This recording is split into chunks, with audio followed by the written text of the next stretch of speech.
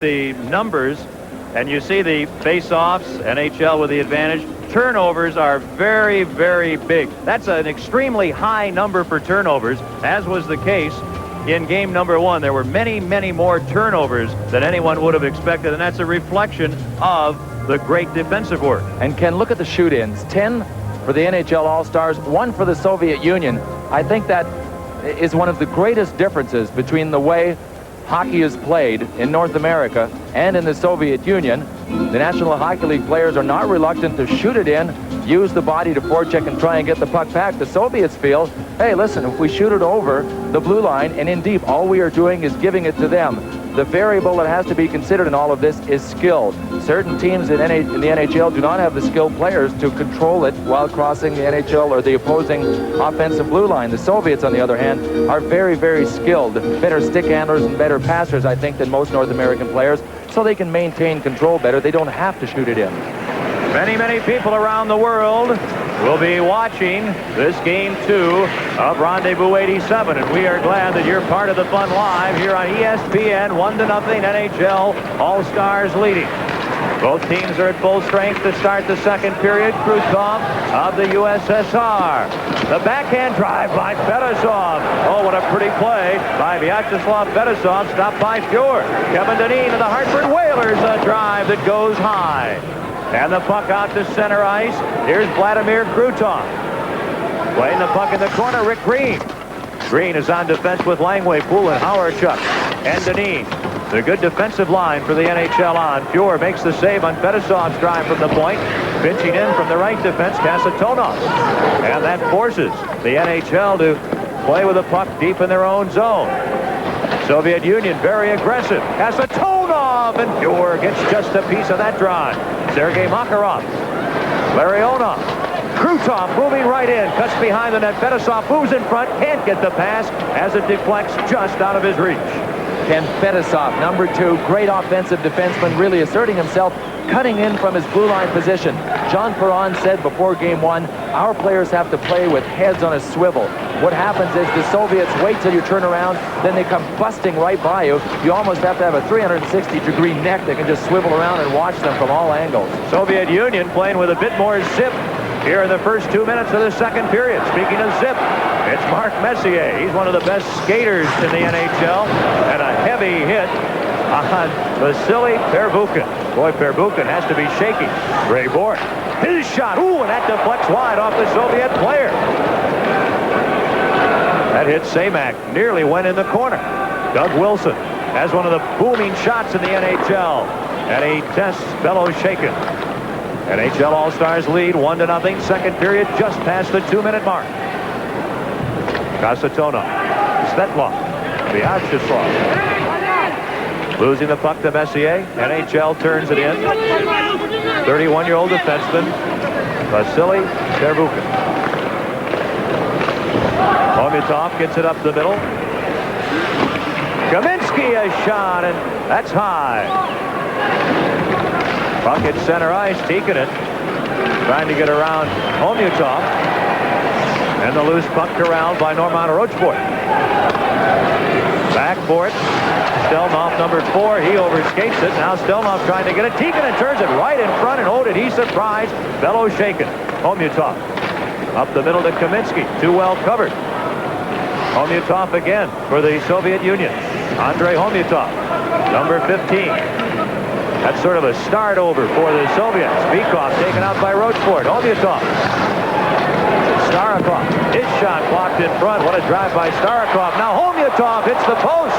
Omyatov to Kaminsky, and Valery Kaminsky scores on a beautiful setup by Andrei Omyatov, and the Soviet Union comes flying out of the gate in the second period to tie it at 1. And it all started with the breakdown that the NHL All-Stars didn't recover from.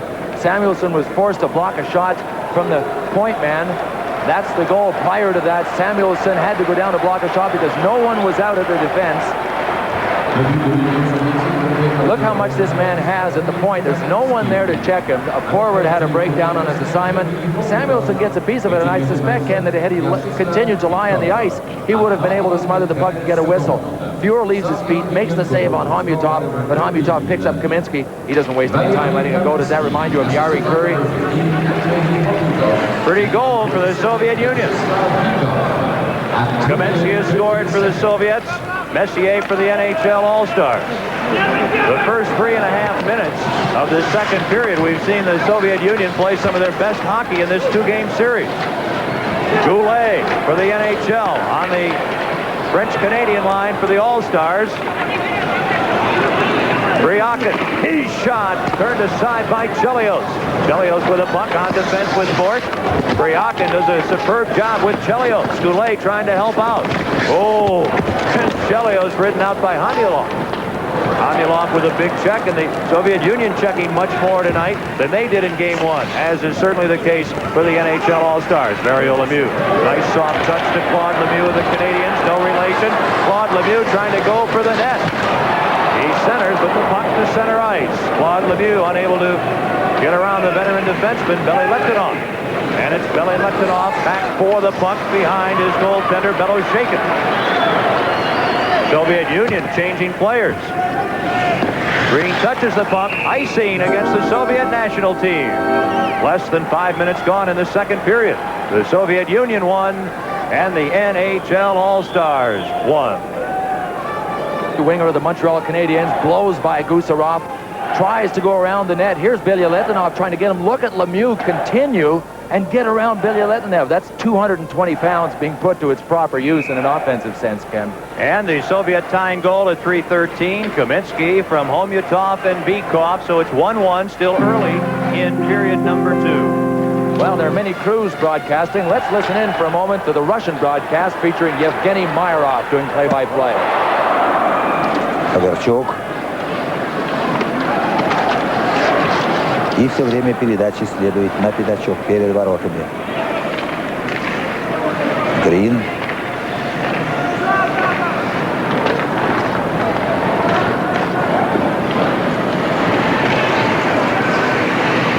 Касатонов. Оторваться надо от соперника. Хорошая передача Крутову. Пас назад, бросок. Нет, не дается бросок Сергею Макарову. Макаров. Ларионов. Фетисов.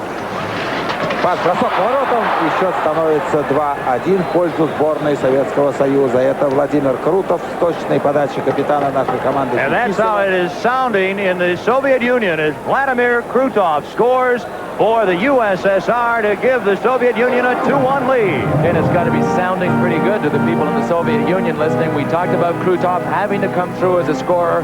Boy, Fetisov deep in the corner again. Krutov finding the seam between number 20 Poulin and number 14 Kevin Dineen. Sooner or later, the dike had to give way. This line of Poulin, Dineen, that goes right between Fuhr's legs. The line of Hawerchuk, Fuhr, Dineen have drawn the assignment, Ken, again tonight of playing against the big KLM line, Krutov, Larionov, Makarov, with Fetisov and Kasatonov on defense.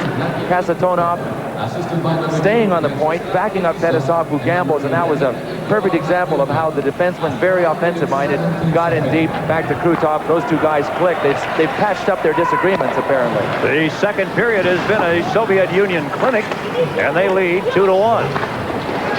Now the NHL trying to forecheck here. Verbukin plays the puck off the boards, not out. Samuelson to Gretzky, intercepting to Taranov, a 20-year-old defenseman. He gets the puck out, and Fuhr will play.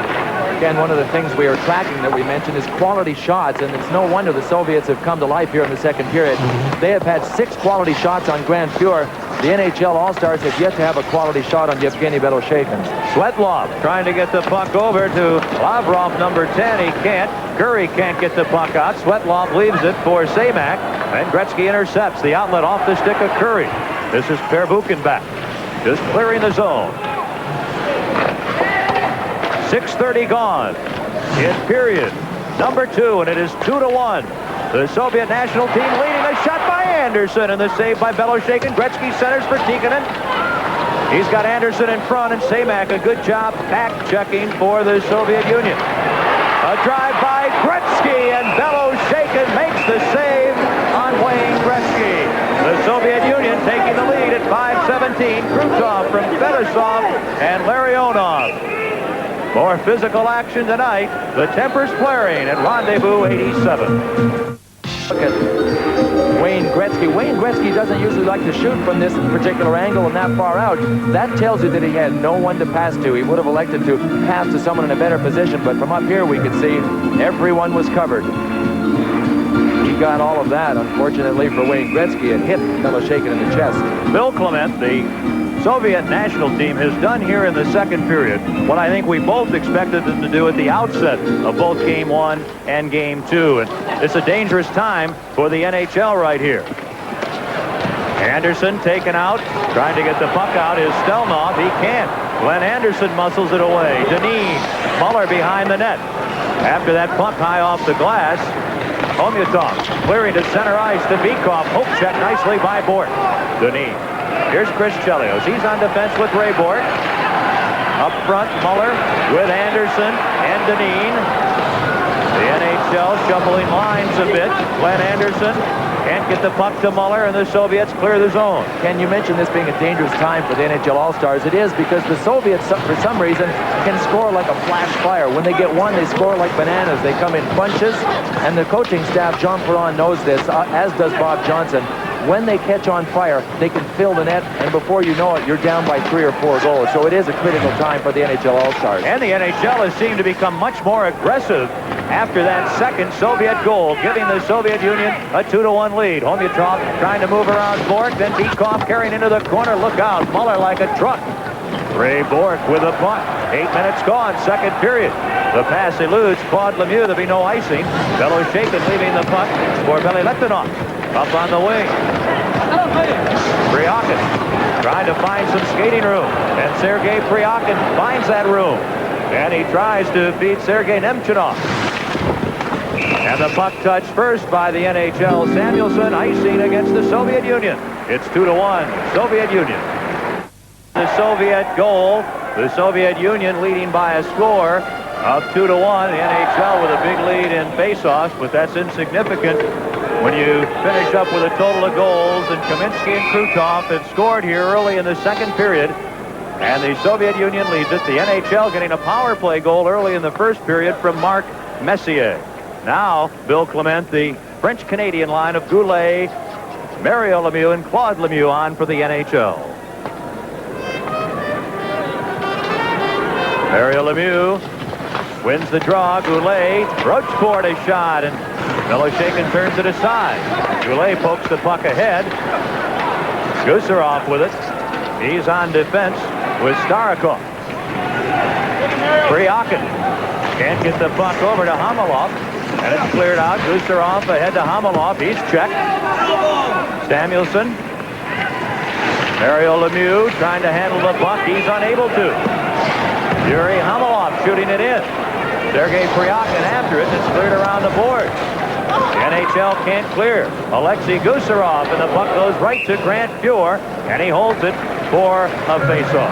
11:02 remaining in the middle period, and the Soviet national team leading by a score of 2-1. Bill, you've watched now a game and a half here in this two-game Rendezvous 87 series. Big differences from your point of view between the NHL and the Soviet Union.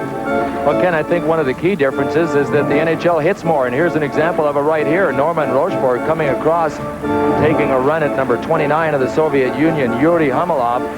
Another difference that is obvious to me, and our statistics will back it up, is the Soviets shoot less. They work for quality shots. They obviously fight less. They slap the puck less than players do in North America, but they pass more and they weave more. They're all over the ice. We like to stay in lanes when we play hockey in North America. The Soviets really perfected the weave, coming down the ice, going all over the place. It certainly makes it more difficult to defend against that type of attack.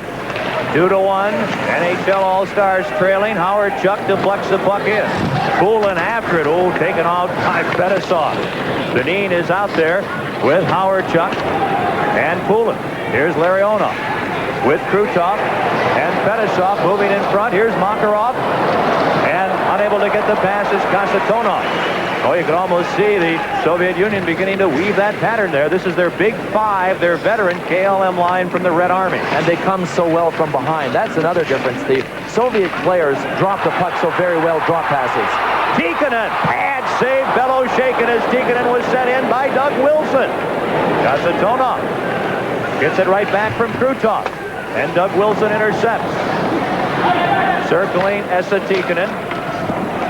On with Gretzky and Curry. This line has 2 goals in the series. They've scored the first goal in each game.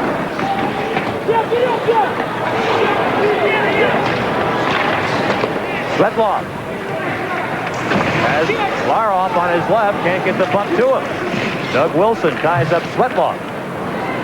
Then Semak with it for the Soviet national team. Lavrov to Taranov. Here's Semak moving in, the 21-year-old. Alexander Semak unable to turn in back of the net. Gretzky check, and Chris Chelios darting to his own blue line. Gretzky on the move. Curry on his right. Tikkanen trailing. Here's Esa Tikkanen moving in front, and he's knocked off balance. He gets a shot, and Curry deflects it just wide. Chelios to Gretzky. Gretzky centers, and Tataranoff breaks up the play. Lavrov clears it the length of the ice. And it'll be icing against the Soviet national team. Boy, what action here at the Coliseum in Quebec City. And the photos that really tell quite a story. It's ESPN's coverage of Rendezvous 87. Here's our reverse angle super slow-mo once again. This is Tikkanen coming in. He got good wood on it. Beloshakin's not reluctant to go down, but it looked to me, Ken, as if he was looking to his left. And Tikkanen got it to his right. Gee, he really didn't look as if his view was impeded or impaired at all. Here's Tikkanen again. Boy, he runs into tough traffic here. He can't regain his balance, stumbling through the Soviets. Finally, he gets it through to Curry, who slips it through to Gretzky. He missed it, and Lavrov at the end of that play made a pretty good play. He was booed here by the obviously partial fans, but Lavrov, number 10 of the Soviet Union, just said, I'm getting out of the heat out of the kitchen, and dumped it all the way down the ice. I know you're not superstitious, Bill. There are those that are, I'm sure. A full moon tonight if you have looked upstairs. The Soviet Union's goal was scored by number 13 at 3:13 on February 13th, be it a Friday with a full moon. And if you look on the shot indicator here in Quebec City, shots are even, 13 aside. Tell you, Ken, my mom was born on the 13th of April, my dad on the 13th of December, and they were married on the 13th of one of those other months, so I'm not superstitious at all. Beloshakin comes up with a big save on Messier, bidding to tie it. Messier gets the puck back. He scored the first goal on a power play. That was in the first period. The Soviet Union has scored 2 goals here in the second period. They lead 2-1. Puck shot into the corner. Messier breaks for the net, but the boards don't agree. After the puck, Kaminsky. Bork beats him to it. Samuelson. Kurt Muller. Wheeling it around the boards. Starikov. Soviet Union beat Koff. He's played well in both games, this little winger. Homutov moves right in, shoots, and the puck deflects into the crowd as Green cut off the angle on Andrei Homutov. 2-1, Soviet Union. Boy, these Edmonton Oilers can continue to assert themselves. Look at this nifty behind-the-back pass from Glenn Anderson over to Mark Messier. Look at this little play. He just let the puck go. Starikov, number 12 of the Soviet Union, basically over-corrected with his stick. Messier was able to get a decent shot away on Yevgeny Beloshakin. Beloshakin has been anything but inconsistent tonight, and very, very steady. That was the story on the 20-year-old Soviet goaltender. That he would have a good game, then a not-so-good game. He's had 2 pretty strong games here in Rendezvous 87. Messier. He's on with Goulet and Mario Lemieux. Around the boards off Biletnikov's stick. Bryakin. Nicely to Nemchinov. Nemchinov back to Bryakin, and a shot blocked. Mario Lemieux wearing a knee brace on that right knee. It's still bothering him. Dumping it in. Goulet, a shot, and the save by Beloshakin, who tries to scramble up. As Claude Lemieux barreled into the Soviet goalie. Rochefort on defense with Chelios. Up to Claude Lemieux, to Mario Lemieux. Goulet breaking in front. Mario Lemieux shot off the glove of Beloshakin. And the NHL, after stumbling a bit early in the period with the onrush of the Soviets, has come back. Gusarov. Now they shot right on, and the save by Fuhrer. Another save on Gusarov after stopping Yuri Hamalov. And here comes the Soviet Union. Trying to pass the puck around, and Chelios intercepts and clears it out. Igor Larionov playing it in, and the Soviets will complete a line change. The NHL All-Stars doing the same.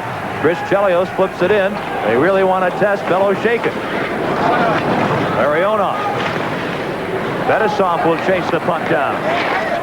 Kevin Dineen doing the forechecking. Kevin Dineen just barely unable to steal the puck. Soviet Union losing the first game Wednesday night 4-3 to the NHL All-Stars. And the Soviet team leads tonight 2-1 in the second period. Sergei Makarov. He's a 28-year-old. Over to Bedasov. In front to Krutov. Oh, and the play broken up. Here's Larionov, and a save by Buren, a shot that would have gone wide. Krutov centers. Doug Wilson intercepts. He can't get the puck out, but Kevin Dineen will. Ray Bork. Dineen tied up by Krutov. Bedasov to Krutov. Rink wide to Svetlov. Both teams are changing on the fly, and Doug Wilson breaks up the play. Vyacheslav Bedasov hands the puck to the NHL All-Stars. Dineen gets it across to Tikkanen, a shot wide. Now Howard-Chuck trying to fend off Bedasov. Dineen is barreled into, and that allows Dale Howard-Chuck to come up with a puck. It's Rick Green of the Montreal Canadiens, and a superb job by Vyacheslav Lavrov blocking that shot. There's just over 5 minutes to go in the second period. Here's Semak, trailed by Lavrov, and Semak fans. Lavrov with no one in front of the net, and he loses the puck, and this is Rick Green.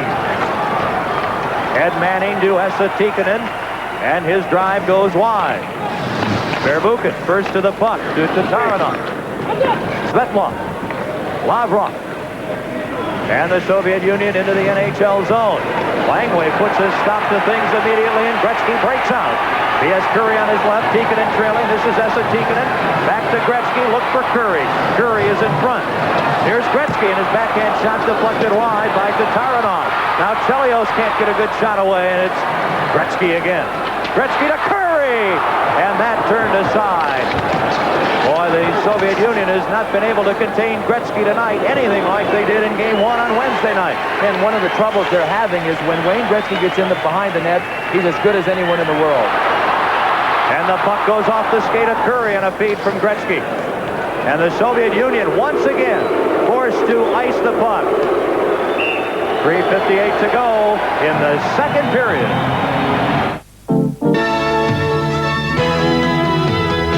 Of snow and ice during the Quebec Winter Carnival, and the competitions are incredible. Ken, we saw them. We were just amazed at the international competition ice figures as well as the national ice figures that were entered into the competition. That's just part of the Winter Carnival here in Quebec every year. That's just not Rendezvous 87. This has been a busy sight, Quebec City, this week and the week earlier when the Winter Carnival began. And this two-game series between the NHL All-Stars and the Soviet Union really highlighting. Anderson a drive. Bellows shaking the save on Glenn Anderson. Beekoff to center ice. Dragged down by Anderson. Back comes the NHL. Messier. Muller is the other wing. Starkov plays the puck up to Kaminsky. Here's Beekoff. Ognitov to Beekoff, and it is offside. Soviet national team with 3:34 remaining second period. 2-1. The Soviet national team leading. Ken, I don't think we've been disappointed in the fact that we had maintained that goaltending would be very important, that this is very, very similar to playoff hockey. Here's a look at Glenn Anderson from point-blank range on Beloshakin. Boy, he covers the low areas well, doesn't he? Even though he's back far in the net, and he gets up after he goes down as quick as anyone. In warm-up, he does it 50 to 100 times, goes down, up. He gets people to keep shooting at him low. Gets some strong legs. As you look at Mark Messier, who scored the NHL goal tonight, we mentioned earlier this is the 12th visit by a Soviet hockey contingent to North America. The 59th game they have played. 30 have been in the USA, 7 in New York City. This is the 29th visit by the Soviet Union to Canada in terms of games, in the 4th game in Quebec. Goulet yanked down as Beloshakin covers the puck. Tempers continue to flare, and we'll be right back. Lemieux and Goulet trying to assert themselves here. This is Mario Lemieux to Goulet. He tries to beat the Russian defender and thinks he has him. He's reaching for the puck. Oh, not so fast, Mr. Goulet. Here's from the true angle, or at least the angle that we are sitting on. Boy, Goulet, it's a heck of a dump. Number 32, Claude Lemieux of the Montreal Canadiens, right there for a rebound. But Ken, do you not think Beloshakin's been much better in his rebounds tonight? Much steadier. Chelios, a weak wrist shot. Beloshakin way out of the net. And Claude Lemieux can't get a shot. Chelios, a quick wrist shot deflecting wide. Mario Lemieux. Boy, has the NHL recovered and come on here after the first 5 or 6 minutes when it was all Soviet Union. Deflecting the puck. Bryakin back for it. Chelios. Chelios on defense with Rochefort.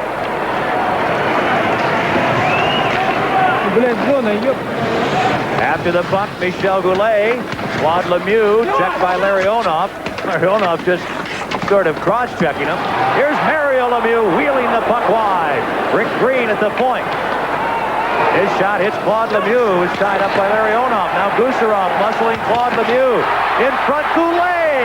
And as he's held off by Larionov, Beloshakin holds the puck for a face-off as Claude Lemieux and Gusarov mix it up in the corner. So there's a break in the action. Let's go down to the stands now with John Saunders.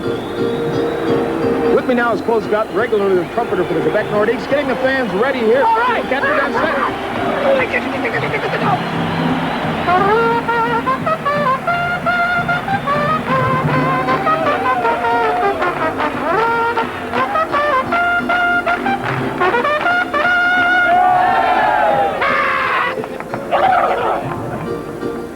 Boy, as that man winds up, we go to a replay of Rick Green just lifting and lofting a shot towards the net. What a battle between Gusarov, number 8 of the Soviet Union, and Claude Lemieux, the big winger of the Montreal Canadiens. Boy, that's some tough work, but the Soviets really do isolate well, or at least they have been, Ken, thus far in the second period on a man-to-man basis. That was Larionov, number 11, in front, making a great defensive play, and they go to man-to-man at times with their centerman way in deep. That is not unlike the way North Americans play. Although the Soviets almost exclusively in the offensive zone have their centerman as the high man in the zone playing defensive hockey. Very often you see the centerman does not score as much as the wingers because he is the guy who is really the designated defender in the offensive zone. That Rick Green shot deflecting into the crowd. The shot's on goal with 2:18 to go in the second period. The NHL All-Stars 19, the Soviet Union 15. Still, this has been 2 different periods. The first 6 minutes or 7 minutes belong totally to the Soviet national team. They scored at 3:13 to tie it, at 5:17 to take the lead. But much of this period, I believe, has been controlled by the NHL. It's been a pretty evenly played period in my mind, except for those few minutes when the Soviet Union scored and came on with that big rush. They seem to get a big adrenaline rush, and although they don't show emotion, let's face it, they're a microcosm of their society. They're very regimented, very disciplined, very similar to the whole Soviet society. They do have emotion. The difference is they just don't show it the way people do in North America. Howard Chuck, the backhand shot goes over the net. Deneen taken out by Fetisov. Kasatonov, Ed Manning. This is Igor Larionov with Makarov and Krutov.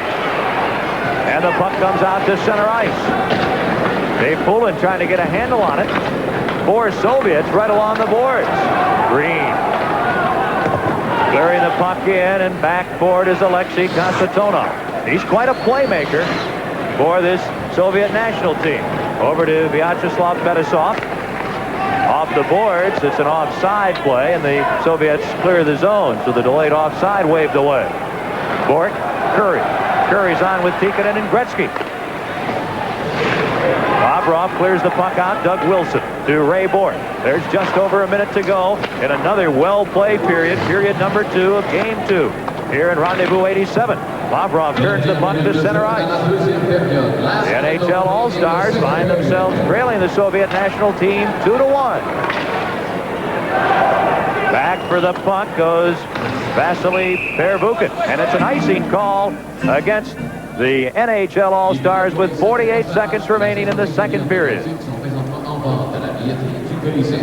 You know, Bill, we looked at the Quebec Nordiques band cheerleader tooting that horn. It reminds you a little New Orleans and Mardi Gras, and that's what this week. And the Winter Carnival and the atmosphere in Quebec City remind you of a winter Mardi Gras? Well, the hornblower didn't remind me that much of the Mardi Gras, but I would agree with you. I've characterized the Winter Carnival as a winter Mardi Gras. It's a great, great festive time. He actually bills himself as a professional buffoon, that man that blows the trumpet. For the life of me, I can't imagine why. John Perron, Montreal Canadiens coach, led them to the Stanley Cup last season. Co-coach, along with Bob Johnson, who is with him on the bench tonight, and Michel Bergeron, who was on the bench on Wednesday night, is upstairs.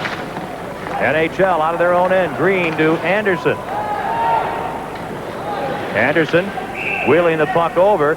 It was hit by Anderson's high stick. He touches the puck first, and the high stick causes the whistle, and we'll have a neutral face-off just outside of the NHL blue line. Glenn Anderson played at the University of Denver, played for a while for the Seattle Breakers junior hockey in the Western Hockey League, and also on the 1980 Canadian Olympic team. He is similar, Ken, in my mind, to a lot of the Soviets as far as his great skating skills. He could drive for the net and accelerate while turning. That's one of the strengths of the Soviets that not many North Americans can do, except for guys like Messier, Jim Poplinski in Calgary, Glenn Anderson with Edmonton. There's another icing against the NHL All-Stars. We have seen a host of icings tonight compared to Game 1 on Wednesday night. We've seen the puck along the boards quite a bit more and much more physical play than in Game number 1. Take a look at number 12, Sergei Starikov of the Soviet Union.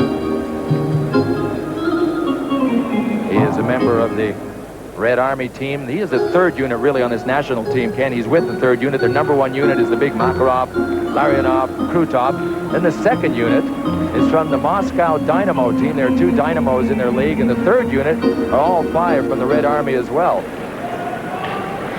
Kaminsky on with Bykov and Homyatov. Look at that move. Valery Kaminsky shoots and scores. What a dazzling effort by the 20-year-old Valery Kaminsky. They've compared him to Frank Mahovlich. They say he sometimes is indifferent. Tonight, he has been different. He has been brilliant. And it is 3-1. The Soviet national team has the lead. Ken, you're absolutely right. The knock on this young Kaminsky is that he is indifferent at times. He's actually been criticized by Anatoly Tarasov. But watch this move.